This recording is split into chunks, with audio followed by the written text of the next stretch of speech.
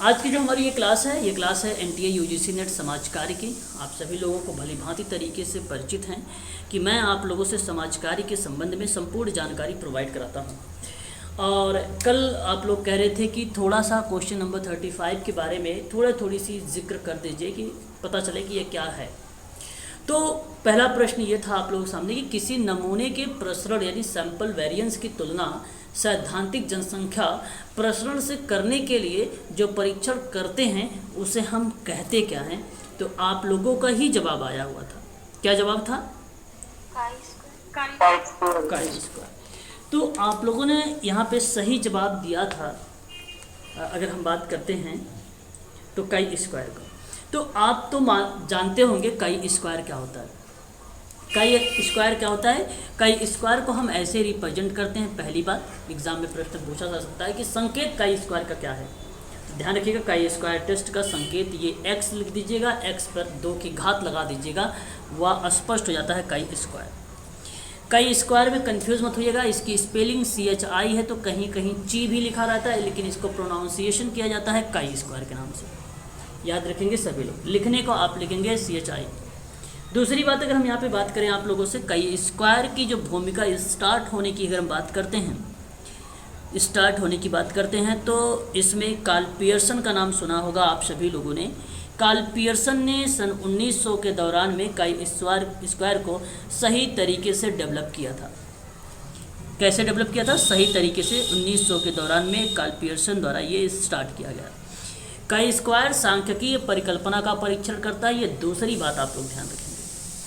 Chi square किसका? परिकल्पना का। जब सांख्यिकीय परिकल्पना की हम बात करते हैं तो वहाँ पर इसकी परीक्षण करने की बात करता है। अगर हम आप बात करें काई स्क्वायर के अंतर्गत, आप जो x एक अक्ष देखते हैं, इस तरीके का जो x आप, ये y है आपका, ये x है, इसी x अक्ष पर p वैल्यू निकाली जाती है। इस चीज़ को भी आप लोग ध्यान रखिएगा सभी लोग, p वैल्यू निकाली जाती है। मैं अगर आपसे बात करूं, यहाँ पे जो काई स्क्वायर टेस्ट होता है ये बेसिकली परीक्षण आंकड़ों को वितरण के माध्यम से असंबद्ध रूप से दृष्टिकोणों को बताता है।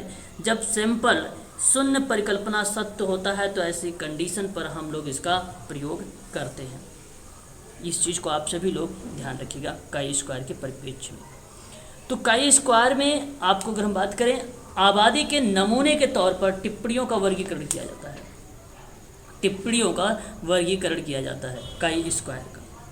काई स्क्वायर में जो है आवश्यकताएं निकाली जाती है, अनुपात निकाले जाते हैं, संभावनाएं निकाली जाती हैं, ये सारी इसकी जो है परीक्षण किया जाता है काई स्क्वायर में। काई स्क्वायर में इन सभी का परीक्षण किया जाता है। तो जब कोई सामान्य वितरण वाली आबादी होगी, उसके आकार अगर कोई संख्या में है तो उसका हम नमूना ले लेते हैं, एक सैंपल ले लेते हैं। इस तरीके की एक्टिविटी जैसे सामान्य जनसंख्या को वितरण के रूप में कौन सा टेस्ट किया जाता है? सामान्य जनसंख्या के वितरण के रूप में कौन सा टेस्ट किया जाता है? तो काई स्क्वायर किया जाता है। क्या किया जाता है? काई स्क्वायर किया जाता है। इस चीज़ को आप सभी लोग ध्यान रखिएगा। मैं जेड टेस्ट के बारे में आप लोगों से थोड़ा सा जिक्र करना चाहूँगा। जेड टेस्ट आप सभी लोगों को भली भांति तरीके से मालूम होगा। एक जब हम सिमेट्रिक टेस्ट की बात करते हैं तो एक 1 सैंपल आता है, 2 सैंपल आता है। 1 टेस्ट के अंतर्गत T टेस्ट आता है और आपका एक आता है जेड टेस्ट। ध्यान रखिएगा, अगर हम बात करते हैं किसका?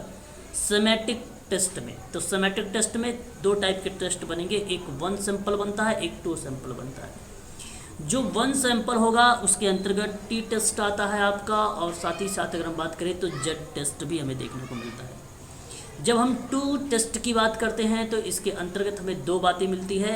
एक हमें मिलता है इंडिपेंडेंट सैंपल मिलता है, और एक हमें मिलता है पेयर्ड के रूप में। जो इंडिपेंडेंट टेस्ट होता है ये ग्रुप में किया जाता है बेसिकली, याद रखिएगा, ग्रुप T टेस्ट के रूप में जाना जाता है, और इसी के अंतर्गत एक और प्रतिक्रिया संचालित होती है जिसको हम लोग कहते हैं जेड टेस्ट।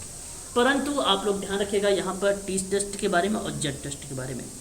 देखिए जेड टेस्ट क्या होता है, नोट करना है नोट कर लीजिए। जेड परीक्षण का अर्थ होता है एक परिकल्पना परीक्षण जो संख्या को बताती हो। जो 2 डेटा सेट के साधन एक दूसरे से भिन्न होते हैं वही आपका जेड टेस्ट होता है। वो बेसिकली सामान्य वितरण होता है। जेड टेस्ट जो होता है बाद में, ठीक है। इस चीज़ को आप लोग इस तरीके से तरीके सर से ये एक बार फिर से समझा इसी तरीके दीजिए, से सैम सारा करके तो आपने लिखा सारा है X12। ये X12 देखो, ये आप बेसिकली सेमेटिक एक टेस्ट होता है, एक नॉन सेमेटिक होता है, एक सेमेटिक होता है। जो सेमेटिक टेस्ट होता है उसमें दो टाइप के बनते हैं टेस्ट, एक 1 सैंपल के रूप में आता है, एक 2 सैंपल के रूप में आता है। जो 1 सैंपल के रूप में आता है वो टी टेस्ट स्टूडेंट के रूप में भी हो सकता है आपका, और आपका जेड टेस्ट के रूप में हो सकता है, जहां मैंने जेड टेस्ट को बताया है परिकल्पना परीक्षण को लेकर। और साथ ही साथ मैंने कहा कि डेटा सेट के साधन एक दूसरे से भिन्न होते हैं जब वितरण दिया हो जाता है, क्योंकि सामान्य वितरण होता है, जानने वाले होते हैं, ठीक है, यहाँ पे जानने वाले, लेकिन टी टेस्ट में जानने वाले नहीं होते हैं, अनजान होता है, ये छोटा होता है टी टेस्ट। टी टेस्ट क्या होता है, छोटा होता है, लेकिन बड़ा कौन सा होता है, जेड टेस्ट होता है। टी टेस्ट कहते किसको है, टी टेस्ट एक प्रकार का पैरामेट्रिक टेस्ट के संदर्भ में किया जाता है, जिसे पहचानने के लिए लागू किया जाता है कि कैसे दो डेटा के साधन एक दूसरे से भिन्न होते हैं। जब वितरण नहीं दिया जाता है तब प्रतिक्रिया इसमें टी टेस्ट में होता है, जब वितरण दिया होता है, सामान्य प्रतिक्रिया होती है, तो जेड टेस्ट होता है। तो सामान्य वितरण वाला जेड टेस्ट और छात्र टी वितरण वाला टी टेस्ट, अनजान टी टेस्ट, जानने वाला जेड टेस्ट, छोटा टी टेस्ट, विशाल बड़ा व्यापक जेड टेस्ट। याद रखिएगा, इन टेस्ट के बारे में मैंने थोड़ा आप लोगों को बताया है एक प्रकार से अलग अलग करके। फिर मैंने आपसे भी बताया था कि इसके अंतर्गत दो प्रतिक्रियाएं और मिलती है। जो 2 सैंपल होता है, 2 सैंपल के अंतर्गत हमें दो चीज़ें मिलती है। 1 सैंपल आपका क्लियर होगा, एक टी टेस्ट होता है, एक जेड टेस्ट होता है। 2 सैंपल में अगर हम बात करें कि एक इंडिपेंडेंट सैंपल होता है और एक पेयर्ड होता है। पेयर्ड का मतलब होता है युग्मित। पेयर्ड का मतलब क्या होता है, युग्मित होता है,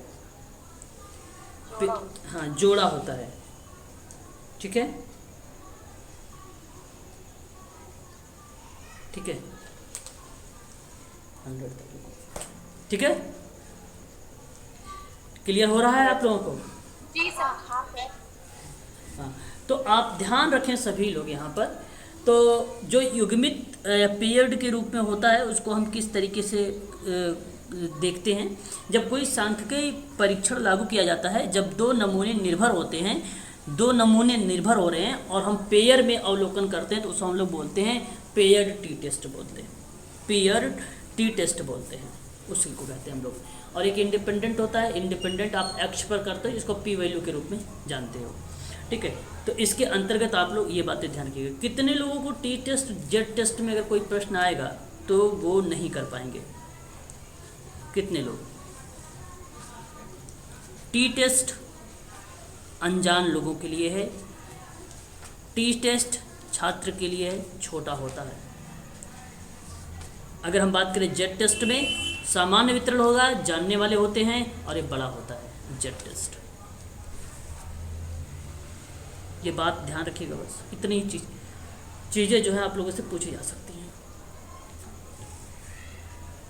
आगे क्वेश्चन आएगा तो और मैं बात करूंगा आप लोगों से। उसके बाद आपका आता है एक एफ टेस्ट। एफ टेस्ट एक सांख्यिकीय परीक्षण है जिसमें आंकड़ा को एफ डिस्ट्रीब्यूट के तहत शून्य परिकल्पना डेटा सेट को फिट करता है।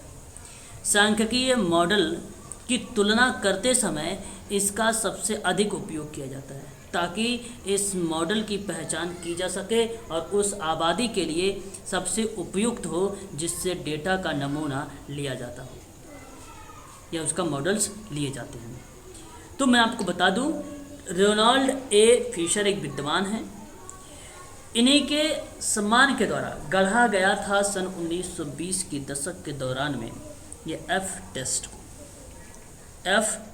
को परिकल्पना की सामान्य रूप से वितरण की आबादी जो होती है, मानक विचलन वाले जो सामान्य परीक्षण होते हैं वो बेसिकली एफ टेस्ट के अंतर्गत आते हैं। एफ टेस्ट के अंतर्गत आते हैं, इस चीज़ को आप लोग ध्यान रखिएगा। एफ टेस्ट रेखीय मॉडल पर आधारित है, सरल अनुसरण पर भी आधारित है, दूसरे के भीतर वो निहित भी होता है। एफ टेस्ट वर्गों का फिट योग भी देखने को हमें मिल जाता परिकल्पना के दौरान। प्रतिमान मॉडल की परिकल्पना डेटा सेट को अच्छी तरह से फिट करता है एफ टेस्ट। याद रखिएगा ये फिशर के नाम पर ही है एफ टेस्ट। ये नल हाइपोथेसिस पर बेसिकली ये काम करता है, ये भी आप ध्यान रखेंगे सभी शून्य परिकल्पना पर भी एफ टेस्ट को। तो एफ टेस्ट सेमेटिक का एक सूत्र है ना, वो भी आप हालांकि पूछा नहीं जाता है लेकिन छोड़ दीजिए, ठीक है। प्रतिमान की जो समस्या होगी, प्रतिगमन की जो समस्या होगी, वो एफ टेस्ट के माध्यम से समस्या का सॉल्व किया जाएगा, ठीक है। तो मैं आपसे कहूँगा कि एफ टेस्ट के बारे में भी आप याद रखिएगा, थोड़ा सा टी टेस्ट जेड टेस्ट के बारे में याद रखिएगा। मैंने आप लोगों को पीडीएफ प्रोवाइड करा रखा है, इसको आप जरूर देख लीजिएगा। क्वेश्चन नंबर 36 की बात करें, सहसंबंध के गुणांक के बारे में निम्नलिखित में से कौन सी अवधारणा कार्ल पियर्सन की नहीं है। कार्ल पियर्सन की कौन सी कॉन्सेप्ट है जो नहीं है, हाँ ये आपको बताना है, ये आपको बताना है, बताइए। 36 का क्या आप कहेंगे कि दोनों चरों के बीच राखी संबंधों की मौजूदगी हो, तो कार्ल पियर्सन का है। दो चरों के बीच का प्रेरक जो संबंध होगा वो सहसंबंध कार्ल पियर्सन का होगा। समान वितरण परिणाम के लिए दोनों चरों में बड़ी संख्या में स्वतंत्र कारणों को, देखो जब कभी मैंने कहा था अभी कि जब हमने सामान्य वितरण की बात करें तो जेड टेस्ट में भी आता है, लेकिन यहाँ पर एक बात आप लोगों के सामने मैं बता दूँ कि स्वतंत्र कारणों की वहाँ पे पी वैल्यू तो निकालता है एक्स वैल्यू पर भी, ये भी आप देख रहे हैं, परंतु अगर हम बात करते हैं स्वतंत्र जो एक्स अक्ष है उस अक्ष पर कारणों को सक्रियता के रूप में भी देखता है कार्ल पियर्सन अपने सहसंबंध गुणांक में।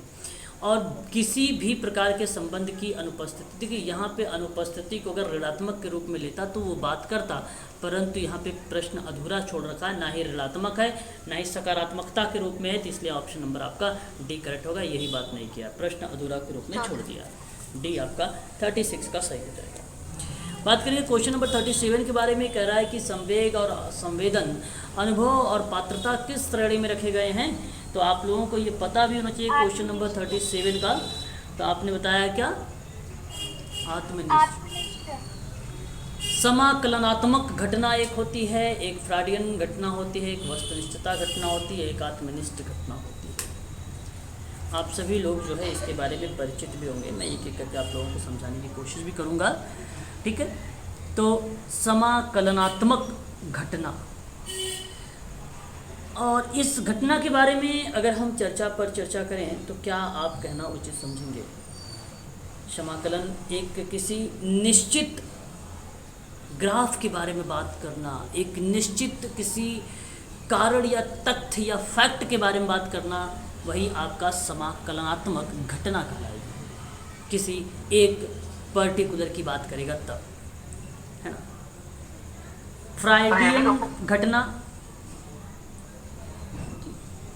क्या कह रहे हैं आप? ये भी तो हो सकता है समकालीन, यानी कि उस समय जब जो चल रहा है उसी समय की घटना हो, तत्कालीन समकालीन की भी घटनाएं आप यहाँ पे शामिल कर सकते हैं, लेकिन आप अगर किसी निश्चित घटना की बात करें तो ये सबसे सही चीज़ें बताती है। तो क्या समकालीन घटना में जो चल रही है, क्या वो संवेदन और संवेग, सद्भावना और पात्रता किस श्रेणी के अंतर्गत रखे गए हैं, तो ये भी हो सकता है, लेकिन ये आपका सही जवाब नहीं है। आत्मनिष्ठता इज द राइट आंसर है, तो ये भी तो उसी में चल रहा है, परंतु यहाँ पे एक निश्चित चीज़ों की बात किया गया। तो अनुभव में कोई निश्चित नहीं है, संवेग में कोई निश्चितता नहीं है, संवेदन में कोई निश्चितता नहीं है, इसलिए इस श्रेणी में नहीं रखा जाएगा ये, इसलिए इस श्रेणी में ये नहीं रखा जाएगा, ठीक है। तो फ्रॉइडियन की अगर हम बात करें, फ्रॉइडियन आपको मालूम होना चाहिए, एक प्रकार से अगर हम बात करें, ये बात हो रही है विद्वान को लेकर, है ना।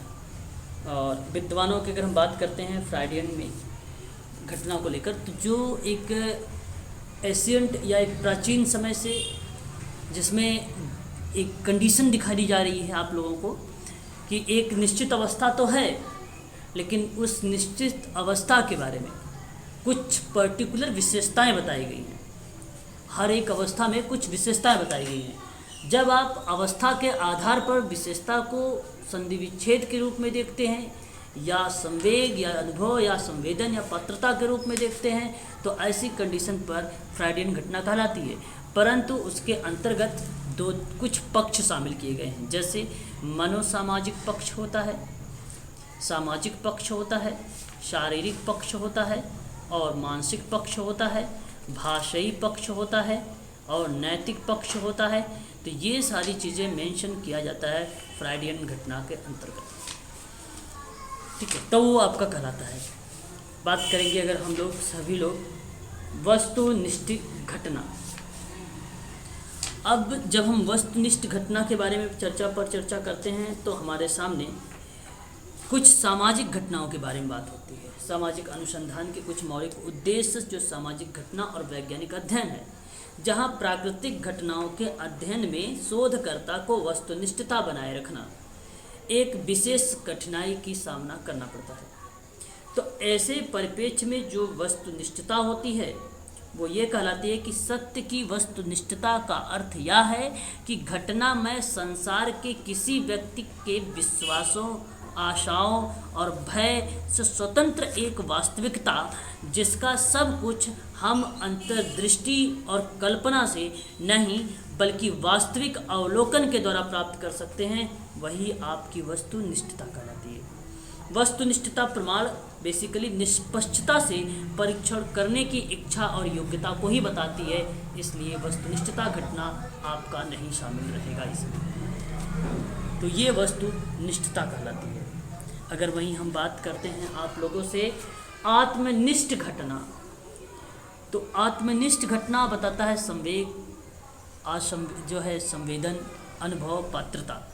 कहने का तात्पर्य अगर हम बात करते हैं, जब व्यक्तित्व मापन की विधियों पर हम कोई भी एक्टिविटी को संचालित करते हैं तो उसमें विभिन्न प्रकार की व्यक्तिनिष्ठ जो है व्यक्तित्व मापन के दौरान कुछ विधियों के रूप में, जैसे आत्मनिष्ठ विधि या आत्मनिष्ठ घटना या वस्तुनिष्ठ विधि या प्रक्षेपी घटना के हम बारे में चर्चा करते हैं। आत्मनिष्ठ होता क्या है कि व्यक्तित्व जांच स्वयं परीक्षण द्वारा, जहाँ पे परिचितों की सहायता से हम कुछ विधियों का प्रयोग करते हैं, जहाँ पे संवेग, संवेदन, अनुभव और पात्रता की श्रेणी में आती है, जैसे जीवन इतिहास की विधि, प्रश्नावली विधि, साक्षात्कार विधि, आत्मकथा लेखन विधि, यही आपकी आत्मनिष्ठता बताती है। परंतु जब हम वस्तुनिष्ठता की बात करते हैं तो वहाँ पे नियंत्रित परीक्षण विधि, मापन रेखी विधि, समाजमिति विधि, शारीरिक परीक्षण विधि, ये सारी चीज़ें आत्मनिष्ठ के अंतर्गत शामिल की जाती है, वस्तुनिष्ठ के अंतर्गत शामिल की जाती है। इसका सही जवाब क्या होगा? उसका सही जवाब क्या होगा? आप सभी लोग ध्यान रखिएगा जी। क्या कह रहे हैं? हाँ, आत्मनिष्ठता और आत्मनिष्ठता के अंतर्गत अगर मतलब हम लोग बात करते हैं तो उसके अंतर्गत जो है जीवन इतिहास आएगा, है ना। और अगर हम बात करते हैं आपका संचालित होगा प्रश्नावली विधि, साक्षात्कार विधि, और आपका जो संचालित होगा साथ ही साथ अगर हम बात करें आप लोगों से तो आत्मलेखन विधि भी, ठीक है। ठीक है, क्लियर? जी सर। इस चीज़ को जो है आप लोग ध्यान दीजिएगा सभी लोग, है ना। गुड, चलो बहुत बढ़िया है। यदि आप लोगों को ये सारी चीज़ें समझ में आ गई हैं तो, है ना, कोई डाउट तो नहीं है ना? एक बार बता दीजिए आप लोग मुझे। चलो बहुत बढ़िया, चलो गुड। और आगे अगर हम बात करते हैं तो नेक्स्ट प्रश्न के बारे में, इलेक्ट्रा मनोग्रंथि किसके अंतर्गत देखने को मिलती है? बताएं। लिंग अवस्था, ओके। और कोई लोग बोले भाई, कौन कौन सी ग्रंथि पाई जाती है, जरा मुझे बताएं। दोनों ग्रंथियों के नाम। पाई जाती है और एक इलेक्ट्रा पाई जाती है। अच्छा, इलेक्ट्रा तो गर्ल्स में होता है ना, ओडिपस बॉयज में। ओके, क्लियर है सभी को फिर ये बात? और ये किसके द्वारा दिया गया है? फ्राइड के द्वारा। ओके, चलो बहुत बढ़िया है कि आप लोगों को ये सारी चीज़ें मालूम, ठीक है। ठीक है, तो आगे अगर हम बात करते हैं, यहाँ पे सही जवाब आपने दिया है लिंग अवस्था। इसी तरीके से पढ़ते, ये तो बहुत सरल प्रश्न। मैं जहाँ तक उम्मीद करता हूँ कि अगर सिगमंड फ्रायड और एरिक एरिक्सन, अब्राहम मैस्लो, इन सभी के बारे में आप सभी लोग जो है सही सवाल करके आएंगे। रिसर्च आपको कभी टफ नहीं लगेगा, अगर आप सोचेंगे तो आपको टफ लगेगा। ये प्रश्न रिसर्च का है, सैंपल का है। आप मुझे अपने मन से जवाब दीजिएगा, सभी में सारे के सारे स्टूडेंट, कि प्रतिदर्श के मामले में कौन सा कथन सही होना चाहिए।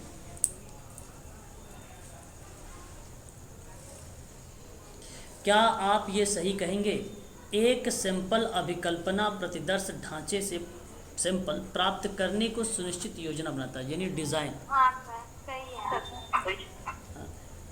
और अगर हम बात करें कि सभी प्राथमिक एकाकों और एकक समूह, आपको अगर हम बात करते हैं तो एक एकक समूह, आपको भी इंग्लिश दिखा रहे हैं, एकक समूह वाली एक सूची जिसमें प्रतिदर्श लिए जाते हैं और प्रतिदर्श ढांचा कहलाता है। अभी आप प्रश्न को सही मत करिएगा, यहाँ पर देख लीजिएगा। यहाँ पे प्रश्न बना है एक प्रकार से यूनिट, किसके, एलिमेंट्री यूनिट्स, जहाँ पे एलिमेंट्री को हम प्राथमिकता यूनिट के रूप में, साथ ही साथ cluster of unit from which of the sample is the drawn is called sample frame. क्या आप क्लस्टर की यूनिट्स को, जो यहाँ पे अगर हम बात कर रहे थे अभी, क्या एकक और एकाकों को, वही समूह है, क्लस्टर वाला बोला जा रहा है, क्या यहाँ पर आप ये कहना उचित समझेंगे कि जो सभी प्राथमिक एकक हैं, क्लस्टर हैं, क्षेत्र या समूह या एरिया है, सूची उसमें प्रतिदर्श लिए जाते हैं या सैंपल लिए जाते हैं, उन सैंपल को क्या सैंपल ढांचा कह सकते हो आप लोग? सर उसी का स्ट्रक्चर है ना। हाँ बिल्कुल कह सकते हो। प्रतिदर्श संवितरण एक विस्तार है जिसके भीतर जनसंख्या औसत आत्मविश्वास स्तर पे विनिर्दिष्ट निर्भरता का अनुरूप होगी। मेरे समझ से ये कहना उचित नहीं है कि आप आत्मविश्वास स्तर में विनिर्दिष्ट निर्भरता के अनुरूप होगी, हो सकता है प्रतिकूल भी पड़ जाए, है कि नहीं। तो सैंपल संवितरण का वह विस्तार है, सैंपल भाई ठीक है, यहाँ तक सही है, वो विस्तार तो है जिसके भीतर जनसंख्या औसत आत्मविश्वास स्तर में विनिर्दिष्ट निर्भरता के अनुरूप होगी। तो ये कहना कंफर्म बताता है, लेकिन कंफर्म तो नहीं हो सकता ना। सैंपल तो आपने 100 लोगों का लिया, उसमें आत्मविश्वास स्तर में अगर हम बात करें विनिर्दिष्ट बेसिकली एक प्रकार का कन्वेंस को रिप्रेजेंट करता है। कन्वेंस मतलब सुविधा या आप ये कहिए सामान्यता जैसी प्रतिक्रिया को संचालित करता है।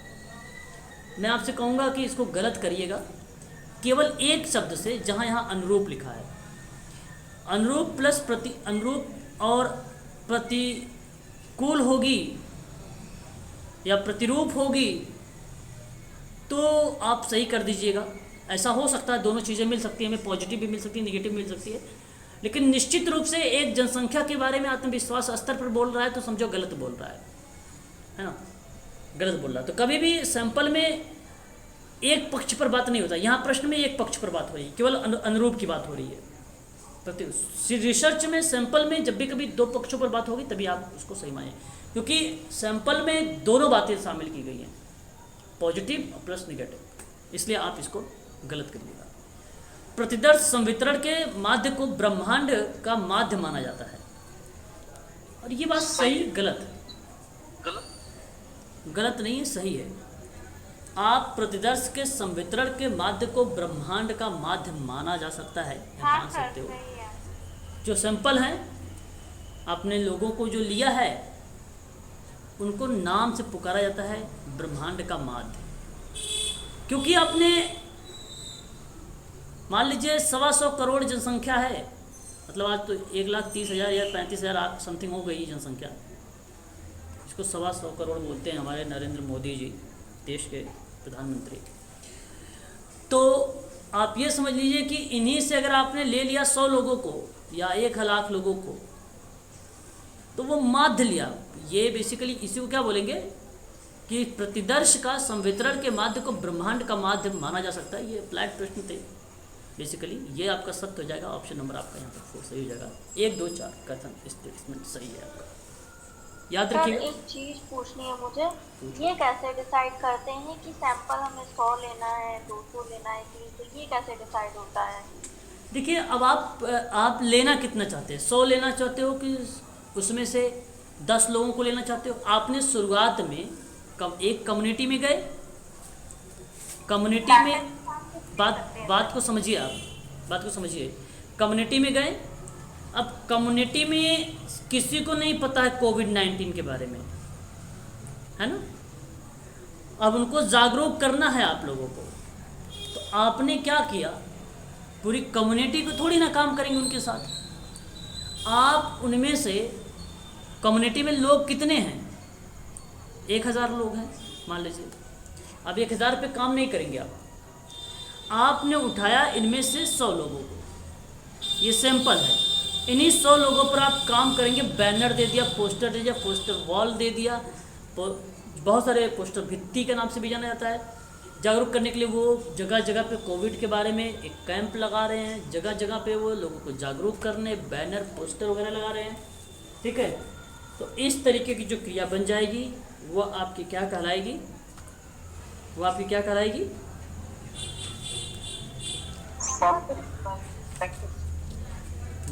क्या कहलाएगी वो, सो आपकी क्या सैंपल जी। सर ये जैसे आपने बोला कि 1000 है जनसंख्या, तो पहले हमें टोटल पता होना चाहिए, चाहे वो कम्युनिटी हो या फिर कुछ अदर हो। पहले मुझे टोटल पता होना चाहिए ना, तभी सर ये डिसाइड करेंगे कि हम 100 लेंगे या 200 लेंगे या 500। वो तो टारगेट करना पड़ता है। टोटल तो तुम ही तय करोगे कि वहाँ का प्रधान आकर तय करेगा। सर ऐसा नहीं है सर, तो ये है सर कि जैसे हम किसी भी सोच कर रहे हैं तो सर एक पूरे डिस्ट्रिक्ट चुनना पड़ता है, फिर डिस्ट्रिक्ट में ब्लॉक को चुनेंगे, ब्लॉक में फिर हम 3 गाँव में जाएंगे, उन गाँव का चयन करेंगे, उन गाँव में हम कितने सैंपल लेंगे। एक गाँव से मान लो हमको टोटल 300 लोगों पे करना है, सैंपलिंग लेना है, तो प्रत्येक डिस्ट्रिक्ट के जो ब्लॉक है, मान लो डिस्ट्रिक्ट में 4 ब्लॉक है, तो 4 ब्लॉक के हमको अलग अलग गाँव निकालना पड़ेगा, और उन गाँव में भी फिर हम 10-10 परिवार को चुनेंगे, वो सैंपलिंग होगी सर। वो सोच प्रविधि कहलाती है सर, वो सोच प्रविधि आपकी कैसी रहेगी। हाँ ये सही बोल रहे हो, हम इसी चीज में कंफ्यूज है ना। जो ये सैंपल लिया जाता है, हम ये कैसे डिसाइड करते हैं, जैसे एक गांव है पूरा, हमें 5-6 गांव से डेटा लेना है उस क्षेत्र से, तो वो टोटल हम कैसे पता करेंगे कि यहाँ की टोटल जनसंख्या क्या है, और फिर हम डेटा निर्धारित करेंगे ना कि हमें 1000 पे करेंगे या 500 पे। सर जैसे अब मैंने क्या बोला है सर आपने डायरेक्ट 1000 बोल दिया ना सर। भाई, एक आपके पास 1000 में से ही तो 100 लेंगे, तो सर उसका साइंटिफिक करना पड़ेगा ना सर कि भाई 1100 लोग हम कहाँ से ले रहे हैं, किन किन एरिया से लेंगे सर। जैसे मान लो अरे सर ने शॉर्ट फॉर्म में बताया, आपने पूरा प्रोसेस बता दिया। मतलब आप वही देख लो कि आप लोग, मैं कहाँ से कहाँ पहुँच रहा हूँ, मतलब आप कहाँ से कहाँ उसी में खिचड़ी बनाए जा रहे हो। बात वही मैं भी कह रहा हूँ, बात आप भी वही कह रहे हो, बात दोनों में अंतर क्या है, आप कोई अंतर ही नहीं है, आप समझ ही कुछ अलग तरीके से। मैं कह रहा हूँ कि भाई सिंपल समग्र का बताया गया है कि जो लघुत्तर भाग है, जो छोटा भाग है, वही सिंपल है। और ये साफ शब्दों में आप जानते भी, गुड्डे हाट ने बोला है। मैंने समग्र का 1000 को लिया है और 1000 के अंतर्गत मैंने 100 को निकाल के बता रहा हूँ कि ये लघुत्तर भाग है, भाई सिंपल है। भाई बिना कैसे आपको नहीं पता रहेगा समग्र पे, तो आप टोटली अगर वहाँ के समुदाय के मान लीजिए 1000 है, 5000 है, उस पर तो करना पॉसिबल नहीं है। निष्कर्ष, आप केवल निष्कर्ष निकालने में भी दिक्कत होगी, बहुत सारे एरर्स हमें देखने को मिल सकते हैं। भाई पॉसिबल ही नहीं है पहली बात तो। इसमें से लोगों को चुनो, अब एरिया क्षेत्र अब आप डिसाइड करो ना, वो तो होना ही पड़ेगा। अब इतनी छोटी छोटी बातें अगर मैं बताऊंगा आप लोगों को, चलो अच्छा जब सैंपल करवाया तो मैंने बताया भी था, वो तो होगा ही होगा। एरिया तो चुनना पड़ेगा आपको। अभी थोड़ी ना है कि आप उस एरिया में मान लीजिए 100 लोगों को चुनाव, एक ही एरिया से चुन लिया, दूसरा एरिया प्रभावित है, उसको पता ही नहीं चला कोविड के बारे में, तो वो तो निकालना ही पड़ेगा आपको। वही तो सैंपल ही भाई, ये भी निकला, इसमें से इसमें से इसमें से इसमें से है सारे, इसमें से ले लिए 10 लोग, इसमें से 10 लोग, इसमें 10 लोग, इसमें 10 में इसमें से 10, इसमें से 10, इसमें से 10, हो गए 100 लोग। सर आपकी बात से मैं सहमत हूँ। वही आपने 10% कर दिया, जैसे टोटल पॉपुलेशन होती है उसका 10% लड़की को कोई भी सैंपल लेना होता है। 10%? राइट मेथड है। 10% क्या होता है? मतलब सर जैसे आपने बताया ना कि 1000 है ना, 1000 मान लो कि तुम 500 ले लिया, उसमें से 100 ले लिया, तो फिर क्या बोलोगे? ये कोई निश्चितता डेटा थोड़ी ना होता है, तो कोई कैलकुलेशन है नहीं, वो तो कोई कैलकुलेशन थोड़ी ना है उसमें। अपनी कन्वीनियंस से एक ले सकते तब हैं कि वो सही मिल जाए उससे बस। सर क्लासेस आगे करती वो डेटा अपने हिसाब से भाई सैंपल कैसे लेते हैं अभी शायद समझ नहीं पा रहा, मैं एक लास्ट बार बोलूँगा, समझो अच्छे से बस। देखो मैं कह रहा हूँ किसी क्षेत्र में गए और आप दिल्ली से हो, अब पूरी दिल्ली तो नहीं, दिल्ली बहुत बड़ा है, इसमें एक क्षेत्र हुआ प्रभावित भूकंप से और जिसमें थे लगभग 1000 लोग, वह क्षेत्र हुआ प्रभावित। एक क्षेत्र है भूकंप का दिल्ली का, वो हो गया प्रभावित। उसका नाम भी आप चाहो तो रख सकते हो, शाहदरा कर दो, शाहदरा। अब ये शाहदरा हुआ प्रभावित, अब इसमें 1000 लोगों के साथ काम नहीं करोगे, इसमें से आपने 500 लोगों को ले लिया। इन 500 लोगों पे जो काम कर रहे हो ये सैंपल है, यही सैंपल है, यही सैंपल है, याद रखिएगा, यही प्रतिदर्श है, यहीं से प्रतिदर्श निकाले गए हैं, यहीं से चुने गए हैं। ये 1000 वहाँ क्षेत्र की शाहदरा की जनसंख्या है, जितने लोग प्रभावित हुए टोटली, ये वो है 1000 लोग। 1000 लोगों पे काम करना मुश्किल हो जाता है ना, सब लोगों पे घर जाओगे, घर घर जाके डेटा लेना पड़ेगा, क्या नुकसान हुआ, क्या नुकसान नहीं हुआ, क्या दिक्कत हुई, क्या नहीं हुआ। ऐसे में ये 500 का चुने किया, अब इन पे आप पुनर्वास करो, मॉडिफिकेशन करो, बस यही है आपका प्रतिदर्श सैंपल। ठीक है, सरल प्रश्न मैं करवा चुका हूँ, वीडियो देख लो एक बार, शायद आपको अच्छे समझ में आ जाएगा, वहाँ पे है ना, मैंने करवा रखा है। क्वेश्चन नंबर 40, समाज कल्याण सेवाएं प्रदान करने की प्रक्रिया में सामुदायिक कार्य की अवधारणा किसने व्यक्त किया था? डनहम। अर्थ डनहम। अच्छा,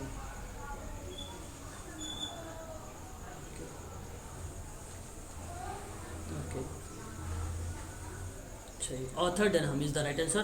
क्वेश्चन नंबर अगर आप 40 की बात कर रहे हैं तो ऑथर डनहम ही करेक्ट जवाब होगा। इनके बारे में आपको 2-3 बातें बता देता हूँ, लिख लीजिए। द न्यू कम्युनिटी ऑर्गेनाइजेशन सन 1970 में एक किताब लिखा था। कब? सन 1970 में। Planning for the ageing in local community के बारे में सन 1978 में बात किया था ऑथर डनहम ने। बताइए जरा, सिद्धांत कितने दिए थे इसने? 28 सिद्धांत दिया था। Okay, very good. किसका सिद्धांत था 28? हमने दिए थे ना सर।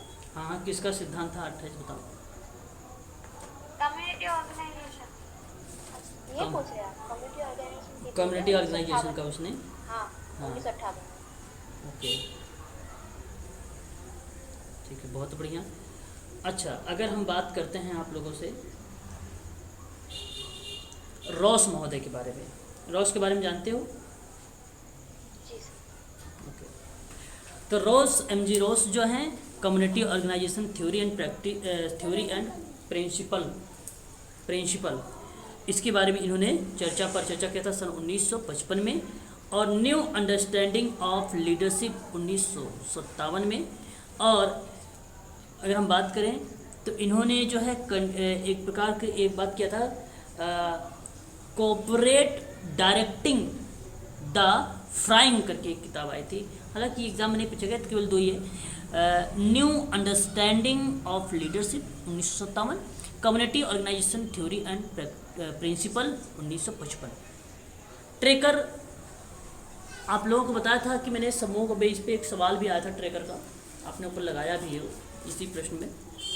समूह में जो व्यक्ति की व्याख्या करने वाला व्यक्ति है, कोई समूह की व्यक्ति के रूप में जो व्याख्या करने वाला व्यक्ति है, वो एचबी ट्रेकर है। एचबी ट्रेकर है। सोशल ग्रुप वर्क में इन्होंने प्रिंसिपल एंड थ्योरी के बारे में बात किया है, आप जानते हैं, है ना? तो ये आप ध्यान रखिएगा।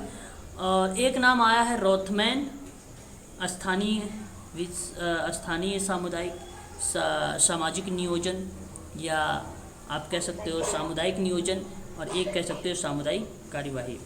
वहीं रॉस में सामान्य रूपरेखा की बात किया, विनिर्दिष्ट रूपरेखा की बात किया, और प्रक्रिया की बात किया था रॉस में।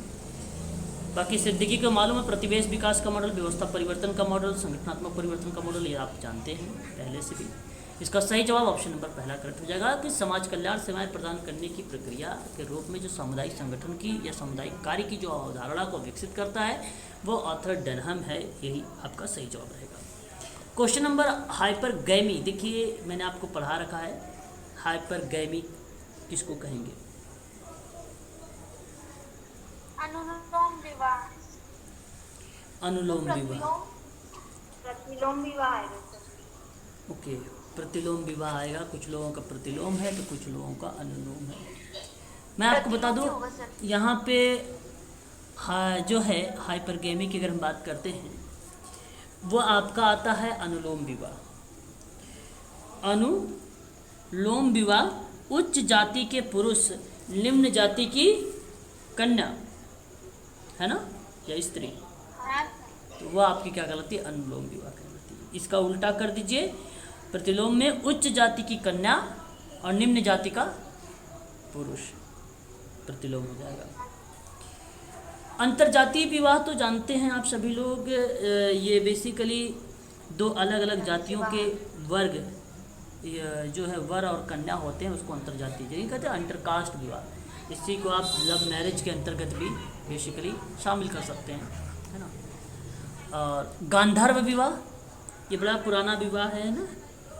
युवक युवती के परस्पर राजी होने पर किसी क्षत्रिय के घर से, है ना, लाई अग्नि से हवन करने के बाद जो हवन कुंड से 3 फेरे, हवन कुंड से 3 फेरे पर, ठीक है, यहाँ पे जो होता है गठबंधन हो जाना, या एक प्रकार से आप यहाँ पे लव मैरिज को भी प्रतिक्रिया गंधर्व विवाह को ही मान लिया जाता है कभी कभी। हाँ, गंधर्व विवाह को भी मान लिया जाता है कभी कभी। नहीं, इंटरकास्ट वाले में तो होता है, लेकिन पूर्ण रूप से आप इसको कह सकते हो गंधर्व विवाह को भी। सर मैंने शादी की तब ये पंडित ने यही बोला था गंधर्व विवाह। अच्छा, ठीक है, तो ये हो जाता है आपका। तो याद रखिएगा इसका सही जवाब जो होगा ऑप्शन नंबर पहला करेक्ट हो जाएगा। ऑप्शन में आप लोगों से क्वेश्चन पूछा जाएगा 2022 में, तो यही दोनों से पूछा जाएगा, इससे बाहर से नहीं पूछे जाएंगे। मालिनोवस्की का नाम तो आप लोगों ने सुना ही होगा, आपको पता होगा अच्छे से भी, इसके बारे में जानते होंगे। अच्छा, विवाह कई टाइप के होते हैं भाई। राक्षस विवाह कितने लोग जानते हो? क्या सर? राक्षस विवाह ये कौन सा विवाह होता है? आप पहली बार सुन रहे हैं? कितने लोग पहली बार सुन रहे हैं? नहीं, हमने पढ़ा है। कन्या को बाहर, कन्या दान कर दी जाती है। क्या कर दिया जाता है? नहीं सर, इसमें लड़कियों को भगा के जोर जबरदस्ती जो लाया जाता है वो। हाँ, ये सही बोला है। अपहरण, जोर जबरदस्ती, जबरन, बहला फुसला कर, है ना। हाँ सर। हाँ, कितने लोग ऐसे विवाह कर रखे हैं? सर ये उस क्षेत्र में चलता है ना, राज्य में, हरियाणवी क्षेत्र में, पिछड़े इलाकों में चलता है। अरे ऐसे मत बोलो, वरना हरियाणा का कोई बच्चा होगा तो कहेगा ऐसे ही होता है। नहीं, देखा है, ऐसे केसेस हैं इसलिए बोल रही हूँ। अच्छा, राक्षस विवाह जो होता है ना, हालांकि बेसिकली डिफाइन आप इस तरीके से करिएगा। पता है किसका विवाह था राक्षस विवाह? महाभारत में कौन था? दुर्योधन। भीम का हुआ था सर। भीम के साथ हिडम्बा, वो था वही तो, वो गंधर्व विवाह था, वो राक्षस विवाह थोड़ी था, वो राक्षसनी थी। ये बात सही था, राक्षस विवाह थोड़ी था वो। गंधर्व विवाह था। द्रौपदी का। अरे देखो, यहाँ भीम की शादी हो रही है हिडम्बा के साथ वन में। आप वो तो मर्जी से हुई थी, वो तो मर्जी से हुई थी। अज्ञातवास कब हो रहा था ना सर? हाँ, अज्ञातवास में हुआ था। चलिए, महाभारत नहीं पढ़ रहे हैं हम लोग, है ना, तो याद रखिएगा। अच्छा, बहला फुसला होता है। एक होता है कौन सा विवाह? 50 विवाह। सर राक्षस होता है, ब्रह्म विवाह भी होता है, देव विवाह भी करते हैं ब्राह्मण को। इतने विवाह हैं कि समझ ही नहीं आता है कि कहाँ कहाँ से विवाह हो रहे हैं सारे। एक एक कर लेते हैं। चलो अच्छा, तो यहाँ पर आप ध्यान किए, मालिनोवस्की ने जो संस्थाओं के प्रकार्य को किसने जोड़ा है? तो मालिनोवस्की ने संस्थाओं के प्रकार्य को किससे जोड़ा है? सांस्कृतिक आवश्यकताओं शाबाश, से। देख लो सांस्कृतिक आवश्यकता किसने? अभी जैविक बोल के कोई पलट गया। सांस्कृतिक की बात कहाँ से? सर जैविक आवश्यकता दिए थे ना हमने 7 प्रकार। हाँ, 7 थी अवस्थाएं। वही तो 30 आते आप, शारीरिक पोषण, सुरक्षा, स्वास्थ्य, प्रजनन, गति, शारीरिक आराम, वृद्धि, ये सारी जो 7 आवश्यकताएं थी मानव के संस्कृतियों का निर्माण करती थी, ना कि सांस्कृतिक आवश्यकता थी वो जैविक आवश्यकता थी, वो संस्कृतियों का निर्माण होता है। ऑप्शन नंबर आपका बी सही रहेगा। सही जाके गलत चले जाते हो तो अच्छी बात नहीं। प्रकारवादी दृष्टिकोण दिया था सांस्कृतिक का, तो मैं उसमें कंफ्यूज हो गई सर। चलो कोई बात नहीं, अब कंफ्यूज मत होना, ध्यान से सुनो। क्वेश्चन नंबर 43 जानती हो तुम, बताओ। जब कोई विवाहित जोड़ा किसी नई जगह पर अपना घर बसाता है। ऑप्शन दो। अच्छा विजय जी, इसमें से आपका कौन सा विवाह आता है? हाँ? गंधर्व विवाह है सर, राजपूत है। अरे लव मैरिज अपन अरेंज करवानी थी, मेरी सासू माँ मान गए थे सर। अच्छा जी, मेरी मिसेज भी प्रोफेसर है सर। काफ़ी आगे गए फिर तो आप। वो बॉटनी की है सर वो। चलो अच्छा फिर ठीक है। तो यहाँ पे 9 स्थानीय विवाह सभी लोगों ने लगाया, ठीक है भाई, ये याद रखिएगा, ऑप्शन बी सही है। चलो अच्छा बताइए जरा, उभय स्थानीय विवाह क्या होता है? तो ये परिवार में ही होता है सर, एक वही उसी परिवार में होता है सर, बड़े जो संयुक्त परिवार वगैरह कहलाते हैं ना, उसी को वैस्तनिक परिवार कहते हैं, जहाँ एक रक्त संबंधित लोग रहते हैं सर। कुछ स्थानों पर ऐसे ही परिवार हैं जहां विवाद के बाद पति पत्नी अपने अपने जन्म परिवार में रहते हैं, या किसी दंपत्ति को माता पिता में से किसी एक के पास रहने की छूट होती है, तो ऐसे निवास को उभय स्थानिक निवास कहते हैं। ये स्वीडन के लैंप लोगों में पाया जाता है उभय स्थानिक विवाह, है ना। पितृस्थानिक, पिता का स्थान, सॉरी पति का स्थान, पितृ पति का। मातृस्थानिक, वधू के घर है। माता के घर, माता के घर। वधू का घर मतलब तुम सोच ले, अच्छा समझ गया मैं, उसके उसका भी घर वहाँ पे है। चलो अच्छा, वही हुआ सर। बात वही है, हाँ बात वही है, लेकिन माता बोलोगे तो सबसे अच्छा परिभाषित होता है ना, माता का घर है ना वो, तो ये सही रहेगा, ऑप्शन नंबर बी यहाँ पे। अच्छा, जब कोई अपनी अनेक भूमिकाओं के साथ तालमेल बैठाने में जो असुविधा महसूस करता है, देखिए बहुत अच्छा, देखिए जब कोई महिला, अपने आप को सोचो, ठीक है विजय, जब कोई महिला अपनी अनेक भूमिकाओं के साथ तालमेल बैठाने में जो असुविधा महसूस की हो, बताओ यार क्या है? भूमिका द्वंद्व।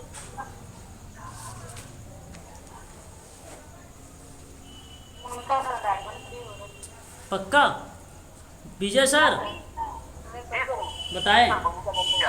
भूमिका द्वंद्व, हाँ सही बताए हो आप इस बार। भूमिका द्वंद्व इज द राइट आंसर होगा कि जब कोई महिला अनेक भूमिकाओं के साथ तालमेल बैठाने में असुविधा महसूस करने लगती है, तो आपका यहाँ पे थर्ड आपका करेक्ट हो जाएगा। अच्छा, भूमिका संग्रह विन्यास क्या होता है? यहाँ पे भूमिका प्रदर्शनों को पसंद, पहचान और कार्यक्षमता को आकार देने में है। तो मैं आपसे अगर कहूँ तो यहाँ पर जिसे भूमिका और रिश्तों की विविधता का वर्णन करने के लिए जहाँ पर आप समाज में अपनी स्थिति के परिणाम स्वरूप प्रयोग करते हैं, तो वो बेसिकली भूमिका विन्यास हो जाएगा। और जहाँ पे संग्रह की बात हो जाएगी तो ऑटोमेटिक वहाँ पे प्रदर्शन की बात हो जाएगी, पसंद की बात हो जाएगी, है ना इस चीज़। अब भूमिका संगति भी, दो प्रयोगों ने इस भूमिका की जांच की सिद्धांत और पाठ्यक्रम के रूप में व्यवहार के पैटर्न की स्थिरता को हम लोग बोलते हैं भूमिका संगति। किसकी? व्यवहार के पैटर्न को, व्यवहार के पैटर्न को। तो प्रश्न हमारे सामने है कि भूमिका के साथ तालमेल बैठाने में असुविधा महसूस हो रही है, तो भूमिका द्वंद्व हो रहा है वो वही। और इसमें साफ शब्दों में तो है, अब इसमें कोई क्या दिमाग लगाए हैं इसमें? ऑप्शन नंबर आपका सही है। निम्नलिखित में से कौन प्रदत्त परिस्थिति को बुनियादी विशेषता नहीं है? ज्ञान अर्जित होगा। अच्छा, ज्ञान अर्जित कहाँ पे है? ज्ञान अर्जित, अच्छा ऑप्शन नंबर डी ज्ञान है, वही ज्ञान अर्जित, ठीक है, यही सही है। और ये प्रदत्त विशेषता नहीं है। बाकी प्रदत्त आप जानते होंगे, नस्ल, आयु और लिंग, ये तीनों हमें देखने को मिलती है। स्पष्ट हो रहा है? प्रदत्त परिस्थिति, सर तो ये बहुत ही परिस्थिति की बात अगर जब हम करते हैं ना, केवल परिस्थिति की, केवल परिस्थिति की, तो परिस्थिति बेसिकली क्या बताती है आपको कि भाई यही कहती है ना कि परिस्थिति की सबसे सरल भाषा यही है कि सबों में व्यक्ति के पद का प्रतिनिधित्व करना, व्यक्ति के पद का प्रतिनिधित्व करना परिस्थिति है, राइट। और यहाँ पर दो प्रकार बनेंगी परिस्थितियाँ, एक बनेगी प्रदत्त, एक बनेगी अर्जित। जानते हैं आप लोग? जी सर, प्रदत्त जो हमको मिला होता है और हाँ, हम जिसको प्रदत्त जो हमको मिला होता है। तो मेरा कहने का मतलब, हाँ बताइए विजय जी, कुछ कह रहे हैं? जन्म से जो मिला होता है वो प्रदत्त होता है सर। अगर हम बात करें, देखिए, हाँ प्रदत्त, देखो अगर हम बात करें, समाज में कुछ स्थितियां ऐसी होती हैं जो व्यक्ति के गुणों पर ध्यान दिए बिना उसको स्वतः प्राप्त हो जाती है। परिस्थितियां व्यक्ति की किसी परिवार विशेष में जन्म लेने से ही परंपरा रूप में ही उसको वो चीज़ें जो है अर्जित हो जाती है ना, आप जानते हैं। तो मैं आपसे कहूँगा जैसे लिंग भेद है वो मिल गया, आयु भेद है वो आपको मालूम है, शिशु, बालक, युवा, प्रौढ़, वृद्ध इत्यादि चीज़ें आ गई। अगर हम बात करते हैं नातेदारी, व्यक्ति को नातेदारी के आधार पर भी अनेक स्थितियां प्राप्त होती हैं।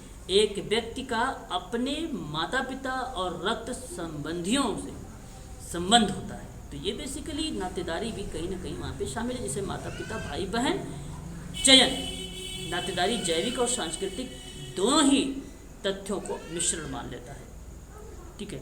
और जैसे सास ससुर, मामा मामी, चाचा चाची, जीजा साला, जीजा साली, ये सारी चीज़ें, दादा दादी, ये सभी के सभी नातेदारी के आधार के अंतर्गत मान ली जाएंगी। जन्म भी आपका प्रदत्त है, जाति प्रजाति प्रदत्त है, याद रखेंगे। अर्जित में क्या होता है?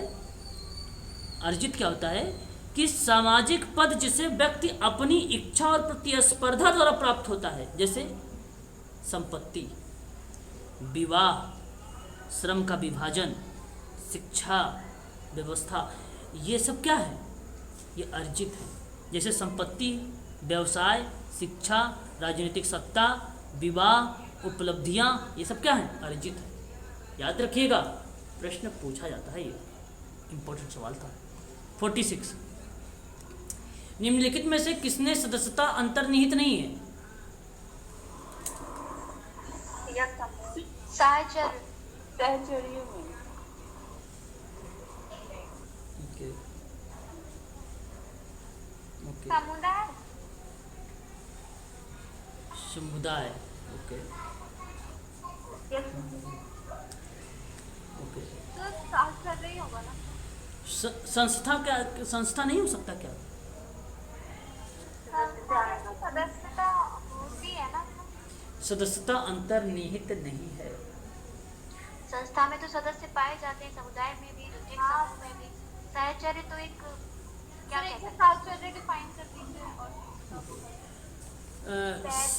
साहचर्य, देखिए, जैसे अगर मैं बात करूँ साहचर्य में ना, कि किसी अन्य व्यक्ति या समूह के साथ काम करने की, काम करने की स्थिति की सहकारिता ही, संयोग ही साहचर्य कहलाता है। एसोसिएट करना साहचर्य कहलाता है। तो यानी व्यक्ति और समूह के साथ काम कर रहा है, व्यक्ति में भी काम कर रहा है, समूह के साथ भी काम कर रहा है, तो एसोसिएट हो रहा है, साहचर्य हो रहा है, साहचर्य हो रहा है। वो क्या हो रहा है? साहचर्य हो रहा है। साहचर्य फिर क्या सर? एक प्रक्रिया, एक गुण हुआ ना सर। अच्छा, हुआ, समझ में नहीं आया? इसका आंसर क्या होगा? इसका आंसर संस्था इज द राइट आंसर। देखिए, आप ध्यान सुनिए, साहचर्य तो आपको मालूम हो चुका भाई। साहचर्य में क्या चीज़ होती है? व्यक्ति समूह के साथ जो है कार्य करने की स्थितियाँ जो है सहकारिता के रूप में हमें देखने को मिल जाती हैं। देखिए, समुदाय तो आप जानते हैं कि किसी क्षेत्र या समूह या उन लोगों के समूह में रहने वाले सभी लोग जो सामान्य हितों की साझा कर रहे हैं वो तो समुदाय है कि नहीं। और द्वितीय समूह आप ये भी जानते हैं कि जो माध्यमिक और द्वितीयक समूह होता है वो अस्थायी होता है। और किंग्सले डेविस ने कहा भी है कि कानूनी नियंत्रण आत्मनिर्भरता पाया जाता है। सदस्यों के उद्देश्य असमान होते हैं, ना रक्त संबंध ना ही संस्कृति व्यक्तित्व की घनिष्ठता का वहाँ पे अभाव पाया जाता है ना। तो जब किसी विशेष प्रयोजन से स्थापित बड़ा महत्वपूर्ण प्रतिष्ठान होता है, जैसे अगर मैं बात करूँ बैंक हो गया, विश्वविद्यालय हो गया, ये प्रक्रिया, और भवन जहाँ विशेष प्रकार की ज़रूरतें वाले लोग रहते हैं, विशेष प्रकार की ज़रूरतें वाले लोगों का निवास स्थान होता है, निवास स्थान होता है, तो उसमें सदस्यता अंतर्निहित नहीं। और अंतर्निहित, अच्छा कितने लोग जानते हो अंतर्निहित? अंतर्निहित का मतलब उसमें होना, पाया जाना, समाहित होना यानी छिपा होना या पाया जाना। हाँ, पाया जाना। बिल्कुल करेक्ट। यही आपकी संस्था के अंतर्गत सदस्यता अंतर्निहित छिपी हुई नहीं। ऑप्शन नंबर आपका संस्था is the right answer, option number C. आयोग का भी यही कहना है। कार्यों की व्यवस्था को पाना उसमें। ठीक है, कहना यही है, याद रखिएगा। अच्छा, ये क्वेश्चन आएगा सर इस बार बोलेंगे? आएगा इस बार। चलो चलो, अच्छा प्रश्न साहब, है ना। सहनशीलता एक प्रकार है क्या? अनुकूलन का, समायोजन का? समायोजन का सर। अनुकूलन सर। अनुकूलन। अनुकूलन सर। अच्छा, समायोजन। अनुकूलन भी समायोजन। अच्छा, अनुकूलन। तो इसका जी कंफ्यूजन हो रहा है। दोनों समायोजन और अनुकूलन एक जैसे ही लग रहे हैं। तो मैं आपसे अगर ये कहूँ, क्या आप डिफाइन करना चाहेंगे समायोजन क्या होता है? समायोजन एक बार मुझे जरा कुछ डिफाइन करें। परिस्थितियों के अनुसार ढल जाना। अच्छा समायोजन का ही अनुकूलन। अच्छा, अनुकूलन का भी वही मतलब है। तो अच्छा स्थिति के अनुकूल कोई कार्य का होना एक प्रकार से। अच्छा अच्छा अच्छा, अनुकूलन का अर्थ अगर आप बताएं तो क्या कहना चाहेंगे? क्या आप परिस्थितियों के अनुसार ढलना की बात कहेंगे? अगर अनुकूलन तो सर विपरीत परिस्थितियों में भी व्यक्ति उसके साथ धीरे धीरे अनुकूलन स्थापित कर लेता है। अरे भाई, ये तो उसमें ये बात होती उसमें बैठ ये सहनशीलता तो आ जाएगी ना फिर। लो, उल्टा क्यों चलते हो आप लोग? अनुकूलन का अर्थ अगर हम बात करें परिस्थितियों के अनुसार ढलना होता है। अब परिस्थितियां कैसी भी हो उसका हमें नहीं मतलब है ना, हम क्यों मतलब निकालें भाई? यूजीसी थोड़ी ना कह रहा है कि आप मतलब निकालो। यूजीसी कह रहा है कि सहनशीलता एक प्रकार का क्या हो सकता है? क्या अनुकूलन? अनुकूलन तो कहता है परिस्थितियों के अनुसार ढलना। तो परिस्थितियों के अनुसार ढल रहे हो, अपने अनुकूल कर रहे हो, तो थोड़ी ना अडेप्टेशन सहनशीलता होगी। सर समायोजन ही होगा इसका आंसर सर। अब हम बात करते हैं, सर जैसे कल मेरा और पूजा का विवाद हुआ तो एकदम समायोजन हो गया, तो इस शब्द को समायोजन ही होगा। अच्छा जी, आपका विवाद किससे हो गया था? नया अच्छा अच्छा अच्छा, वो विवाद नहीं था, वो मिसअंडरस्टैंडिंग थी, है ना। हाँ, सबको समायोजन। समायोजन, हाँ देखो, समायोजन बेसिकली क्या होता है? एक प्रकार से एडजस्ट करने की बात होती है। आप जानते हैं अच्छे से समायोजन, है ना। और ये एक प्रकार से बेहतर तरीके से काम कर सकने की बात करता है। मतलब किसी स्थिति को बदलने के लिए उसने अपनी जो है बिहेवियर हो या कोई ऐसी टूल्स हो या टेक्निक हो, उसके प्रयोग से माध्यम से उसने टिक किया है, समायोजित हुआ है। और यहाँ जो समायोजन का पार्ट बन रहा है वो क्रिया आपकी बनती है सहनशीलता की। राइट? जी सर। इस चीज को आप सभी लोग ध्यान रखिएगा। समायोजन इसी को कहते हैं। मतलब सिंपल सी बात है, आप चाहो तो इसको इस तरीके से समझ सकते हो कि समायोजन को सामंजस्य और व्यवस्थापन या अनुकूलन भी हम कह सकते हैं, परंतु यहाँ पे सहनशीलता के प्रकार में अनुकूलन का नाम नहीं लेंगे। दूसरी बात, व्यक्ति को सफल जीवन व्यतीत के लिए अपने वातावरण और परिस्थितियों के साथ समायोजन स्थापित करना आवश्यक होता है। व्यक्ति के जीवन में अनेक प्रकार की अनुकूलन प्रतिकूल परिस्थितियां आती रहती हैं, जिसका उसे समय समय पर सामना करना पड़ता है। तो प्रत्येक व्यक्ति अपनी अलग अलग क्षमता के अनुसार समायोजन करने का प्रयत्न भी करता है। वो प्रतिक्रिया सहनशीलता का होता है। ऑप्शन सही बी होगा। ऑप्शन सही बी होगा। यहाँ पर बी ही आपका सही जवाब होगा। क्वेश्चन नंबर नेक्स्ट लेंगे कि निम्नलिखित में से एक कौन सा एक संघ है? Okay okay okay okay okay Gesell soft. C option sir. Gesell soft, जी सर। जिसको हम लोग क्या बोलते हैं? समाज या संघ। अच्छा, गेमिन सॉफ्ट को क्या बोलते हैं? समुदाय। समुदाय। काफ़ी ज़्यादा यहाँ पर मिसअंडरस्टैंडिंग हो गई थी हम लोगों को ना आपस में। तो ये बेसिकली जो है एफ टोनिच, जिसको आप लोग फर्डिनेंड टोनिच के नाम से जानते हैं, सन 1800, आप लोग बताइए जरा कब आया था? बताइए। 95। अरे 1887 में आया था सर, है ना? 1887 में आया था एफ टोनिच के द्वारा। इसको ध्यान रखिएगा, काफ़ी इंपॉर्टेंट चीज़ है ये। ऑप्शन नंबर आपका सी वाला सही जवाब था। निम्नलिखित में से लेखक के अनुसार बताइए कि सामाजिक क्रिया का अर्थ निम्न में से सम्मिलित नहीं किया गया है। मतलब परिभाषा आ गई है ना सामाजिक क्रिया के अर्थ में। क्या आप ये कहना उचित समझेंगे कि मैरी रिचमंड ने ये बात कहा है, सामाजिक क्रिया में प्रचार और विधान के माध्यम से जन कल्याण ही सामाजिक क्रिया होती है? सहमत है? कितने लोग सहमत है? बोलिएगा यस या नो। जी सर। जन कल्याण नहीं लग रहा, आगे का तो सही है। लो भैया, अभी आपको इतनी फेमस ये परिभाषा, इतनी फेमस परिभाषा ये सामाजिक क्रिया की है कि आप पूछिए मत। मैरी रिचमंड की परिभाषा ये जन कल्याण को लेकर ही बात किया था समाचार। ये सही है मैडम, 110% सही, बहुत फेमस परिभाषा है। और अगर हम बात करते हैं यहाँ पर कि मैस्लिन ने जन समस्याओं पर जन प्रहार की बात की है, जन प्रहार की बात की है, क्या ये सही है?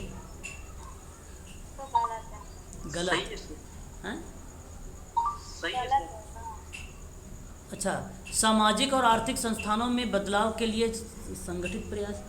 देखिए यहाँ अगर हम बात करें, आपको देखो जो ये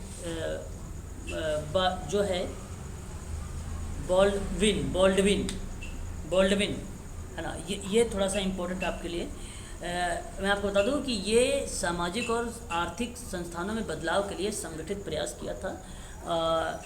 केस वर्क में इन्होंने एक Mendel school of applied social sciences की बात किया था, है ना, मेंडल करके। तो ए आता है, एग्जाम में पूछा जाता है कभी कभी, MSASS का मतलब ये किसका कॉन्सेप्ट है?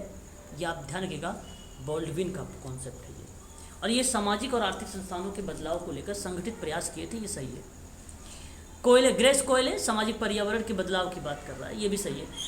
देखिए जो ये जन समस्याओं का जन प्रहार है ना,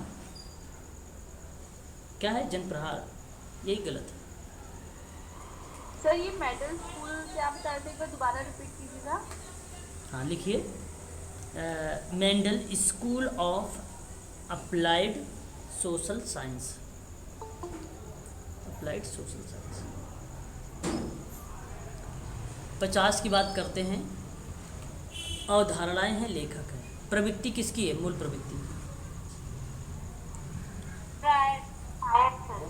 अच्छा, नेस्लो की आई ना सर। मूल प्रवृत्ति थेनाटोस और इरोस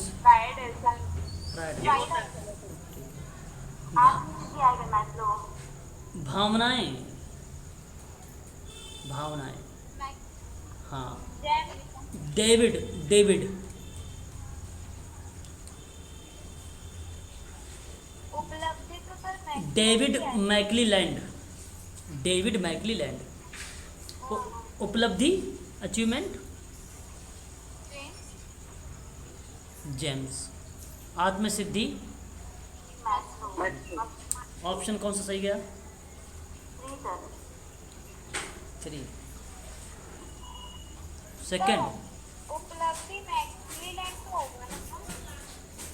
भावनाएं हैं, मैक्लीलैंड की भावनाएं हैं। उपलब्धि ले बॉन जेम्स का है, ले बॉन जेम्स।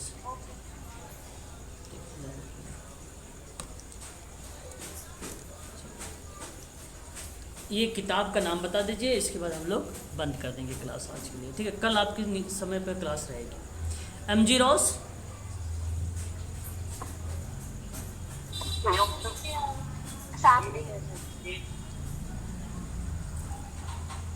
अच्छा,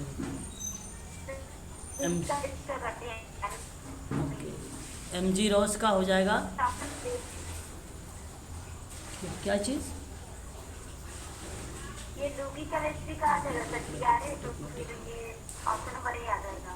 ओके ओके। तो यहाँ पे अगर एमजी रॉस को करेंगे तो community organisation theory and practice, H Y Siddiqui के बारे में हमने बात भी किया था, कल बताया भी था। सोशल वर्क, ह्यूमन रिलेशन, बिट्रो बिट्रो बिट्रो बिट्रो बिट्रो